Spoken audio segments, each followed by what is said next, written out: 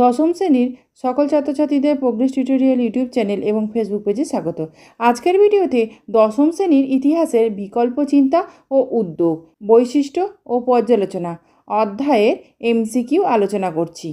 প্রথমে এমসিকিউটি দেখো, ভারতে প্রথম মুদ্রণযন্ত্রের প্রবর্তন ঘটে উত্তর 1556 খ্রিস্টাব্দে।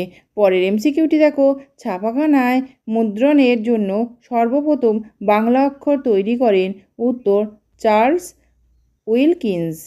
পরের এমসিকিউটি দেখো, ভারতের প্রথম সাপ্তাহিক পত্রিকা উত্তর সমাচার দর্পণ।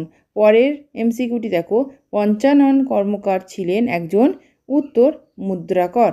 পরের এমসিকিউটি দেখো, হিকির বেঙ্গল গেজেট ছিল উত্তর ভারতবর্ষের প্রথম সংবাদপত্র। পরের এমসিকিউটি দেখো, বেঙ্গল গেজেট প্রকাশিত হয় উত্তর 1780 খ্রিস্টাব্দে।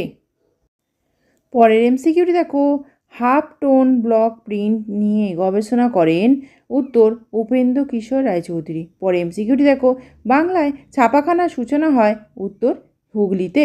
পরের এমসিকিউটি দেখো, শ্রীরামপুরের ছাপাখানায় প্রথম বাংলা পুস্তকের প্রকাশ হয় উত্তর 1800 খ্রিস্টাব্দে। পরে এমসিকিউটি দেখো, উপেন্দ্র কিশোর রায়চৌধুরী কোন দেশ থেকে ছাপাখানার যন্ত্র এনেছিলেন উত্তর ইংল্যান্ড। পরে এমসিকিউ দেখো, উপেন্দ্র কিশোর রায়চৌধুরী কোন পত্রিকা প্রকাশ করেন উত্তর সন্দেশ। পরে এমসিকিউটি দেখো, সংবাদ কৌমুদি প্রকাশ করেন উত্তর রামমোহন রায়। শেষ এমসিকিউটি দেখো, ছাপার বই প্রথমে প্রকাশ করে উত্তর চীন।